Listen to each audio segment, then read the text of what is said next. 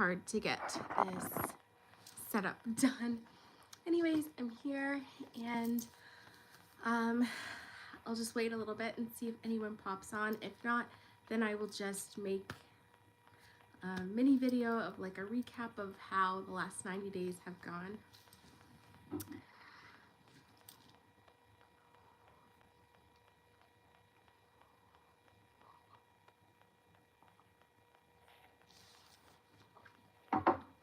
My channel is fairly new. I'm just getting started growing and connecting, so I'm hoping that someone or a few people will come on tonight and we can have like a good chat.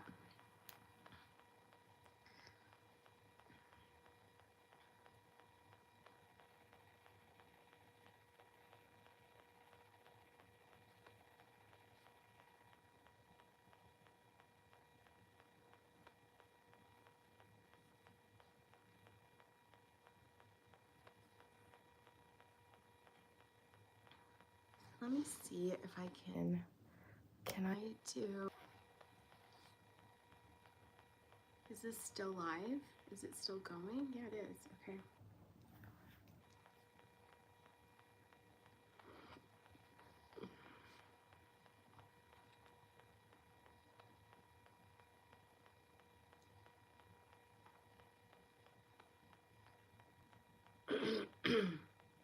Well, I know that this video is going to end up becoming like a video for my channel. So before anyone pops on here, I don't have anyone to chat with, but I have a couple strategies that I was going to put in another video that I can share with you now while we're waiting. So these strategies are how to stay sane when leaving a narcissist. So it is like one of the craziest times that you'll ever be in, and you really need to be ready for it.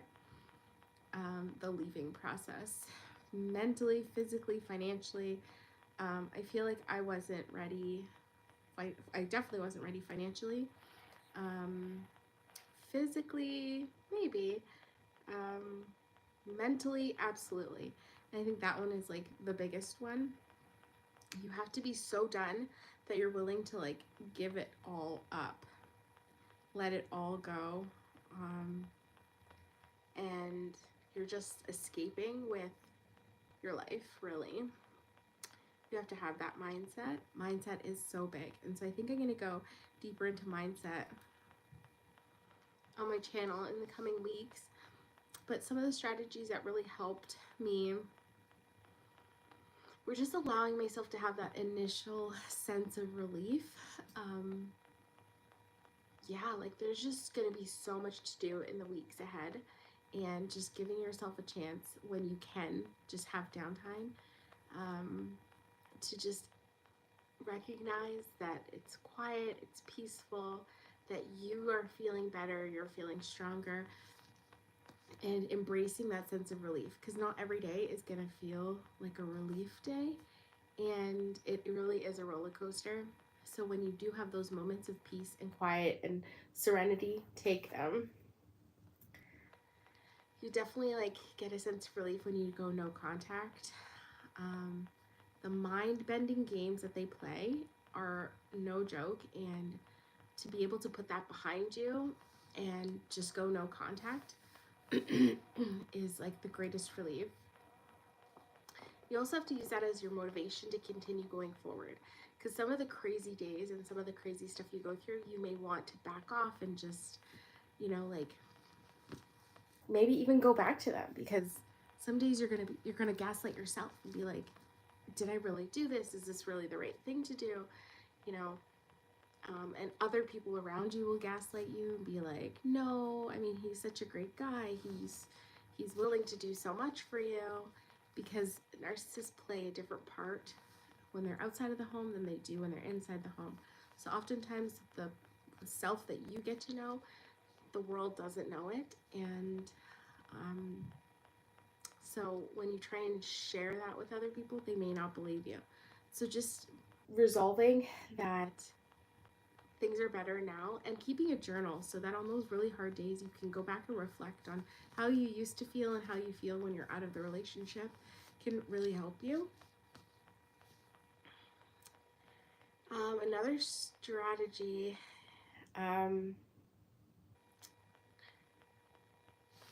it's to address the fear and anxiety that you get when you're leaving. So, I mean, it's the fear of the unknown. It's the fear of, oftentimes we become reliant on these people for a lot. So I became financially reliant and socially reliant and emotionally reliant.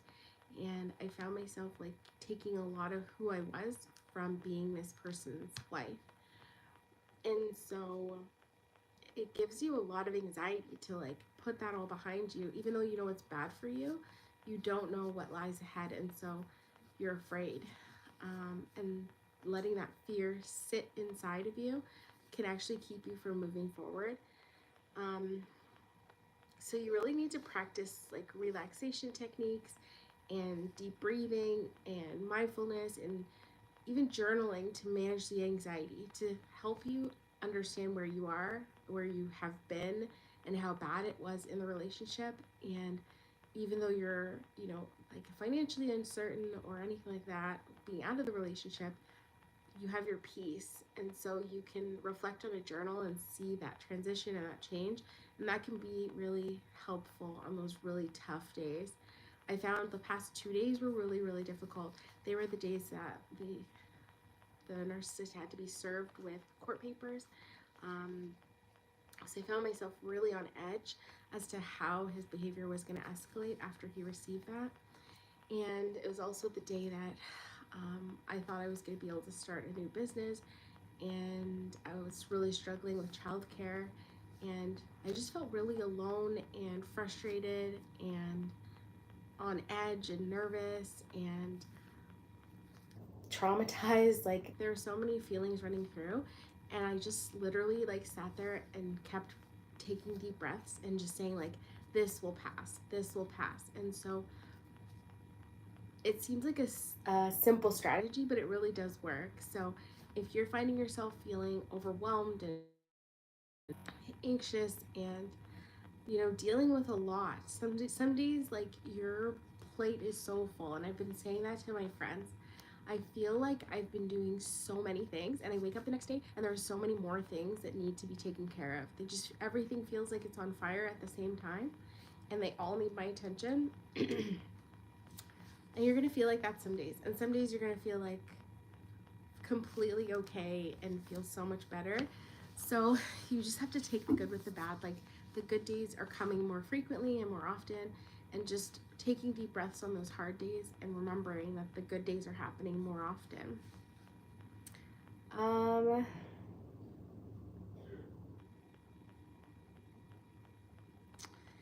Yeah, so there's also like the feelings of guilt and second guessing that come up when you first leave.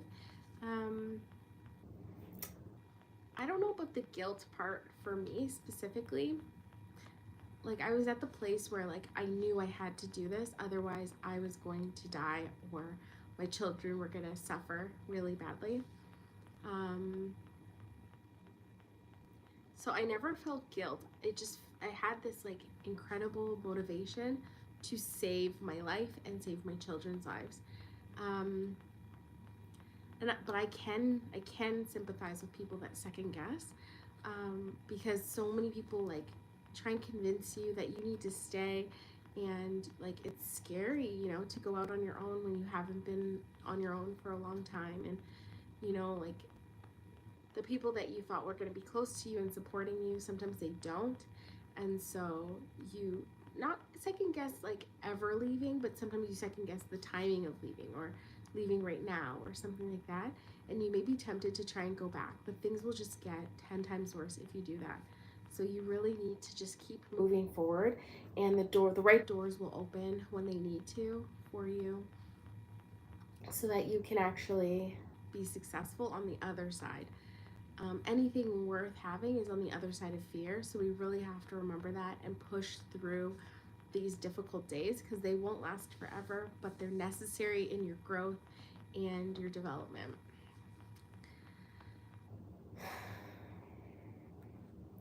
So another thing that might happen is that you might experience like hoovering from the narcissist. Like they are not willing to lose the game of life, right? And so they will do whatever it takes. So the narcissist that I was dealing with, he tried to cut me off financially and in so many ways so that he could prove to me that I needed him, I think, or prove to me that I couldn't bear to live without him. Um, but it just really opened my eyes to the monster I was dealing with, and it propelled me even further forward. Um, but some people, the narcissists they're dealing with, might try and hoover you and try and, show extra attention and love and care and try and, like do the right things. And I think that's what he did last year. When I got to the place where I was like, no, you need to go. But last year he was in the place where he was trying to hoover, and he did. He pulled out all the stops. So, like, all the flowers and the cards and the thoughtful messages and really stepping up his game, being a better parent, and all of that. And it quickly faded. That's the honest truth. It just quickly faded. And I wouldn't even say quickly, but it faded. It faded quickly enough that it only lasted a year, but it took long enough that I was comfortable back in our old routine. And it took a while for me to realize that we were back in our old routine.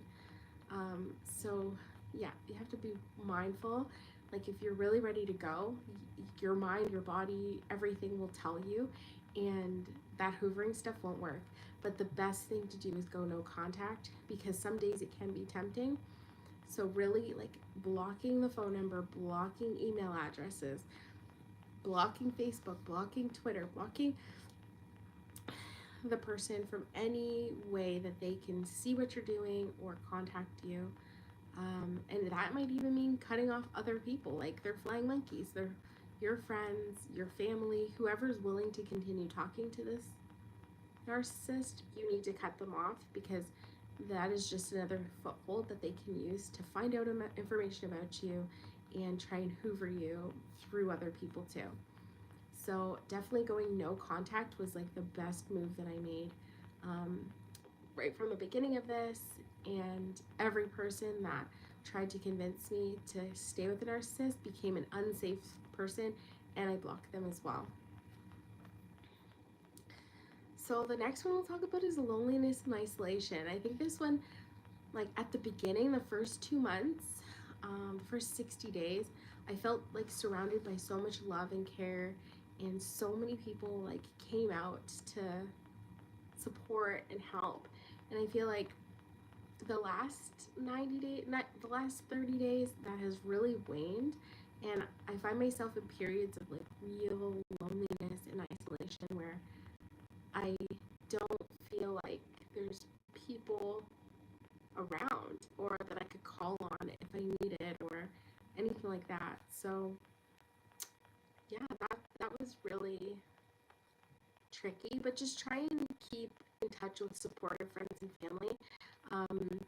So today, like I went out with some of my friends. We went for a hike, and it was just such a refreshing moment to have like that support and that love, and be out in nature and just be around good people, and my kids be around good people, and it just like gave us all a really good fresh start for a new day. So really lean into the people that are supportive and willing to help, and tell people what you need and how you're feeling, because at the beginning people kind of know what you're going to need, and as time passes they sort of forget that you're struggling, or that things are still hard, and that things still need to get done and all of that. So make sure that you stay in touch with people and maintain those bridges of communication, so that you can let people know when you're struggling, and you'll see that people will surround you more, but you need to talk to people. Yeah, so those are the couple strategies. I've got more, and I'll make a video again about those strategies. But this is a live. I wanted to like get to know some people and chat with you guys. It's been 15 minutes, and I know it's a small channel, so I don't get a lot of traffic. But I guess I'll stop the live shortly, and I hope I can get back on here another night and meet some of you and answer any questions. If you have questions, definitely leave them in the comment section below, and I will either try and do a live or I'll do videos responding to them. Yeah, but it was a fun time just having an informal chat for the first time, and I hope that more of you will come on next time. Talk to you again next time. Bye.